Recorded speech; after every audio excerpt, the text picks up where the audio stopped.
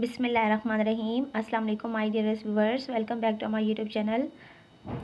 आज की मेरी इस वीडियो का जो टॉपिक है वो है मॉडल पेपर जो फर्स्ट ईयर का है 2026 के अंदर आया है। उसके अंदर जितने न्यूमेरिकल्स हैं उनके सॉल्यूशंस जो है मैं आपको इस वीडियो में प्रोवाइड कर रही हूँ।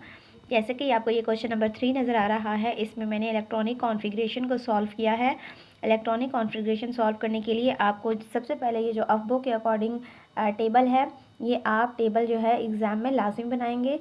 और उसके बाद कोई भी नंबर दे दिया जाए उसके ऊपर अगर वो आयनिक कंडीशन के अंदर होगा, ठीक है, ऊपर माइनस का साइन लगा हुआ है, इट्स मीन कि आपके पास ये जो गिवन नंबर है उसमें आपने क्या करना होगा, जैसे यहाँ माइनस लिखा है तो इट्स मीन ये -1 है, माइनस होगा तो आप इसमें +1 करेंगे, तो इस तरह से ये 36 हो जाएगा।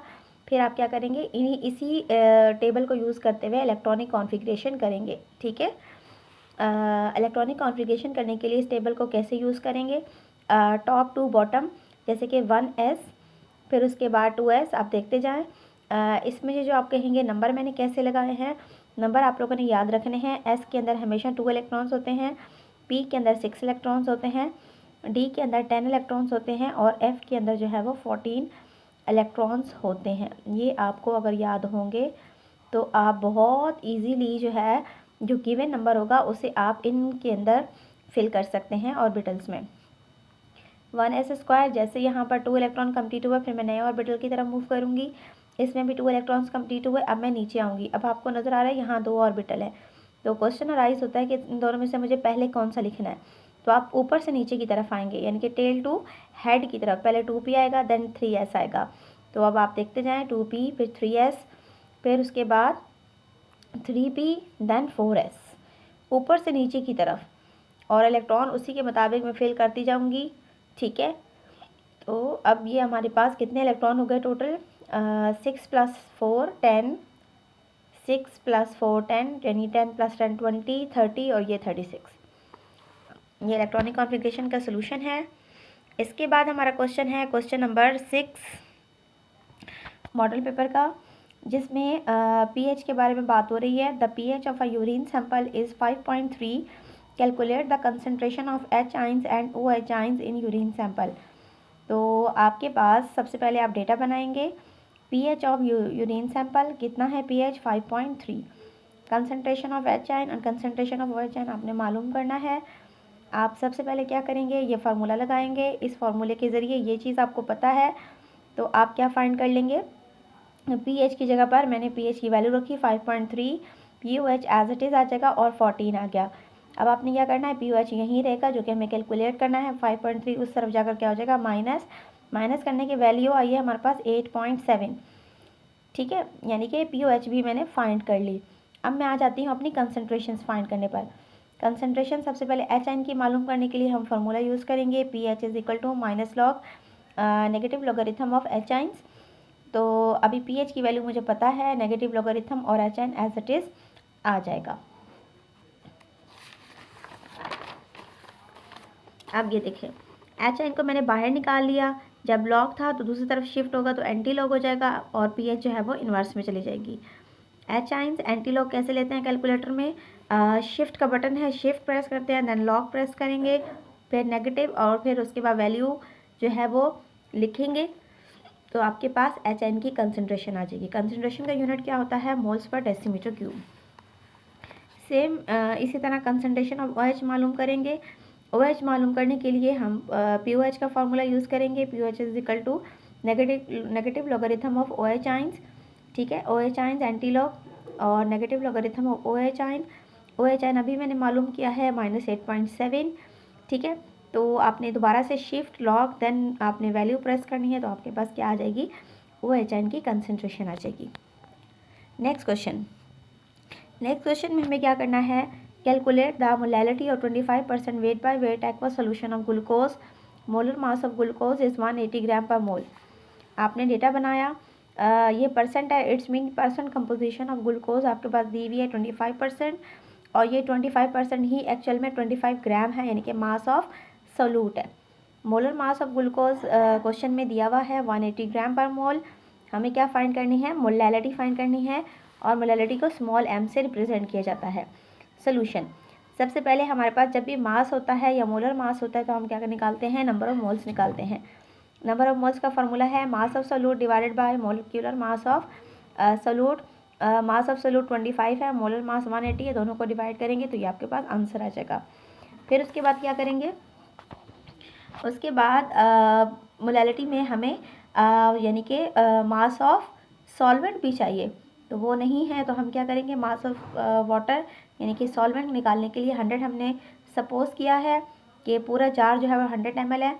100 माइनस इसमें से सॉल्यूट का वेट माइनस करेंगे तो 75 ग्राम आ जाएगा। तो इस वाले ग्राम के यूनिट को किलोग्राम में कन्वर्ट करने के लिए हमें वैल्यू को क्या करना होगा, 1000 से डिवाइड करना होगा, 0.075 किलोग्राम। Now apply formula. अब आपने जब सारी चीज़ों की कन्वर्जन्स कर ली है, फिर आप क्या करेंगे, मोलैलिटी का डायरेक्ट फार्मूला लगाएंगे। आपने अभी मोल्स फाइंड किए हैं 0.138 मोल्स, और मास ऑफ वाटर जो है वो किलोग्राम में कन्वर्ट करके आपने रखा है, उसे रखेंगे, दोनों को डिवाइड करेंगे तो आपके पास मोलैलिटी का आंसर आ जाएगा। आंसर के बाद डायरेक्ट आप स्मॉल m भी लिख सकते हैं, और आपने जैसे कि यहाँ पे मोल्स यूज़ किए हैं और ये किलोग्राम में था, मोल्स पर किलोग्राम वाला यूनिट भी यूज़ कर सकते हैं। होपफुली स्टूडेंट आपको ये न्यूमेरिकल जो है हर चीज़ आप अच्छे तरीके से प्रैक्टिस कर चुके हैं क्लास के अंदर भी और चैप्टर वाइज भी। ये न्यूमेरिकल ये सिर्फ आपको ओवरव्यू दिया जा रहा है, इस ओवरव्यू को अच्छे तरीके से एब्जॉर्ब करें। ये न्यूमेरिकल चैप्टर नंबर 10 का है, चैप्टर नंबर 7 एग्जाम्पल 7.10, ठीक है। मॉडल पेपर का क्वेश्चन नंबर 8 है। A solution is prepared by mixing of 600 centimeter cube of 7.5 X1 minus 4 molar barium chloride into 300 centimeter cube of 2.4 X1 minus 3 molar and sodium sulfate solution will precipitate of barium sulfate। Case भी आपके पास दिया हुआ है। तो ये देखें, ये मैंने डेटा बनाया है। सबसे पहले ये देखें, जिस फार्मूले के साथ बेरियम क्लोराइड की बात हो रही है तो ये बेरियम क्लोराइड की कंसनट्रेशन है और ये आपके पास वॉल्यूम है बेरियम क्लोराइड का। इसी तरह सोडियम सल्फेट है तो ये सोडियम सल्फेट का वॉल्यूम है, ये सोडियम सल्फेट की कंसनट्रेशन है। फिर आपका केस भी दिया हुआ है, वो आपने लिखा will precipitate of barium sulphate, ये बेरियम प्रेसिपिटेट होगा या नहीं होगा, ये चीज़ हमें फाइंड आउट करनी है। तो इसके लिए आप क्या करेंगे, सबसे पहले आपने बेरियम की कंसंट्रेशन फाइंड आउट करनी है। बेरियम की कंसंट्रेशन फाइंड आउट करने के लिए हमने कंसंट्रेशन को मल्टीप्लाई किया है 600 डिवाइडेड बाय 900, ठीक है। डिवाइड करके मल्टीप्लाई किया है तो आपके पास आंसर 5x1 माइनस 4 आया है। इसी तरीके से सल्फेट को हम लोग फाइंड आउट करेंगे। सल्फेट को फाइंड आउट करेंगे, सल्फेट की कंसंट्रेशन हम लोगों ने कहाँ से ली, सोडियम सल्फेट से, ठीक है। 300 वॉल्यूम भी वही लिखा, टोटल वॉल्यूम 900 क्या है आपका टोटल वॉल्यूम, यानी कि 600 और 300 दोनों को प्लस कर लिया मैंने, ये चीज़ आ गई। अब आपने क्या करना है, ये आपके पास क्या है, आयनिक प्रोडक्ट है QSP। QSP आपके पास दिया हुआ है, तो अब आप क्या फाइंड आउट करने जा रहे हैं, QSP फाइंड आउट करने जा रहे हैं। QSP क्या होता है, always be the ionic product of a reaction. किसी भी रिएक्शन का जो आयनिक प्रोडक्ट होता है उसे हम QSP कहते हैं। और अब आपने क्या करना है, देखिए बेरियम का आंसर आ चुका है। बेरियम के आंसर को सल्फेट की कंसंट्रेशन दोनों को मल्टीप्लाई करेंगे, QSP का आंसर आ गया। लास्ट में क्या करना था, हमें कंपैरिजन करना है कि हमारा जो सोल्यूशन है बेरियम सल्फेट का वो प्रेसिपिटेट होगा या नहीं होगा।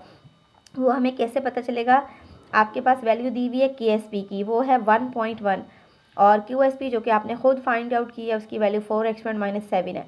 तो अब इसके मुकाबले में ये वाली वैल्यू क्या है आपकी, बड़ी है। QSP अगर बड़ा होगा तो सोल्यूशन हमारा क्या होगा, प्रेसिपिटेट होगा। इसको आपने एज इट इज़ जो है एग्जाम में सॉल्व करना है। अब आपके पास ये चैप्टर नंबर 9 का क्वेश्चन है। ये क्लास में भी बार बार प्रैक्टिस हो चुकी है इसकी, तो आप अच्छे तरीके से इसके सोल्यूशन एक दफ़ा गो थ्रू कर लें।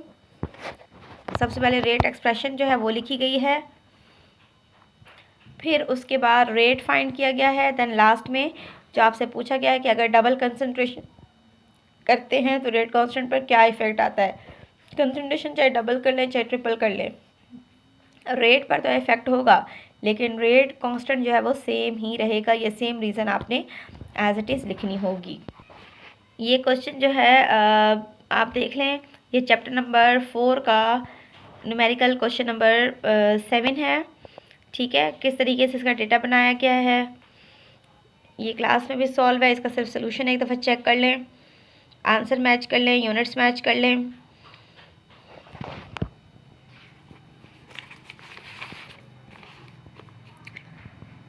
ये रेट ऑफ डिफ्यूजन वाला क्वेश्चन है।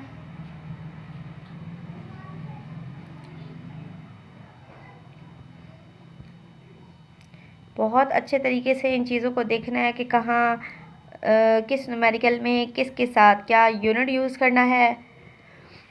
ये देखें, ये मॉलिक्यूलर मास हमने फाइंड आउट किया है, तो मोलर मास के साथ हमेशा क्या आता है, अननोन गैस का मॉलिक्यूलर मास है तो 32 ग्राम आएगा आपके पास यहाँ।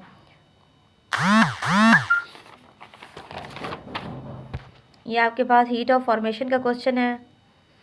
इसको मैंने आपके लिए दोबारा सॉल्व किया है, इसका सलूशन आप चेक कर लें। ठीक है, होपफुली कि ये क्वेश्चन अब आप लोगों को आसान लगने लग गए हैं। ये आपके एग्ज़ाम का मोस्ट इम्पॉर्टेंट पार्ट है। बोर्ड एग्ज़ाम में चैप्टर नंबर 11 के जो क्वेश्चंस हैं वो बहुत ज़्यादा आते हैं। ठीक है, ये वाला जो क्वेश्चन है बेटा KSP KC, ये चैप्टर नंबर 7 के न्यूमेरिकल्स हैं, बहुत अच्छे से प्रैक्टिस करनी है इनकी। ये पूरा सॉल्व किया हुआ है, आंसर भी निकाला हुआ है, तो आप इसकी प्रैक्टिस कर लें।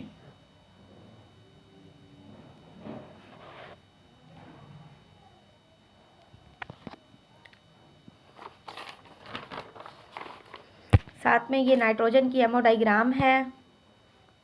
एमओ डायग्राम का कॉन्सेप्ट आपको बहुत अच्छे तरीके से समझ आ गया था। तो आपने क्या करना है, इस जैसे कि ऑक्सीजन की बनाते हैं तो उसमें क्या था, 12-21 की टर्म यूज़ करते हैं, 12-21। तो यहाँ पर आपने 21 और 21 वाली जो ट्रिक है वो यूज़ करनी है। वो कैसे, मतलब जब आप पी ऑर्बिटल बनाएंगे तो देखें, 2 ऑर्बिटल आपने पहले बनाए, फिर आपने 1 ऑर्बिटल बनाना है, फिर 2 ऑर्बिटल बनाए, फिर आपने 1 ऑर्बिटल बनाना है। इस तरीके से ये आपका 21 और ये वाला 21, ये टेक्निक यूज़ करके ऑर्बिटल बनाना नहीं भूलेंगे आप। फिर आपने क्या करनी होगी, ये फर्दर कैलकुलेशन है जिसके ज़रिए आप बॉन्ड ऑर्डर मालूम करेंगे। बॉन्ड ऑर्डर एक्चुअल में क्या होता है, वो हमें बताता है कि मॉलिक्यूल के दरमियान डबल बॉन्ड है, ट्रिपल बॉन्ड है या फिर सिंगल बॉन्ड है। अगर आंसर बॉन्ड ऑर्डर आपका 3 आता है तो इट्स मीन के मॉलिक्यूल के दरमियान ट्रिपल बॉन्ड है। अगर 2, जैसे ऑक्सीजन में 2 आया था तो वहाँ पर वो डबल बॉन्ड है। ठीक है स्टूडेंट्स, ये आपने एज इट इज़ याद करना है। डायमैग्नेटिक में मैंने क्या बताया था कि अगर डायग्राम में कोई भी स्पिन सिंगल नहीं हो तो हमारे पास जो ऑर्बिटल डायग्राम है या मॉलिक्यूल है वो डायमैग्नेटिक नेचर रखता है। डायमैग्नेटिक नेचर हो मीन्स कलरलेस है, लो स्पिन होगी, एग्जिस्ट करेगा और स्टेबल होगा। Thank you so much student. Hopefully कि आपको ये वीडियो बहुत अच्छी लगी होगी। तमाम न्यूमेरिकल के सलूशन बेटा प्रैक्टिस करके एक दफ़ा रीचेक करें। देखें, कामयाबी इंसान के करीब ही होती है अगर इंसान मेहनत कर लेता है, वक्त पर प्रैक्टिस कर लेता है और वक्त को सही तरीके से यूज़ करता है तो वक्त उसके लिए जन्नत बन जाता है। होपफुली कि आपको मेरे ये वीडियोस बहुत हेल्पफुल रहेंगे आप लोगों के लिए। दिल लगाकर मेहनत करें। न्यू वीडियो में बहुत जल्दी मिलती हूँ, तब तक के लिए अल्लाह हाफिज़।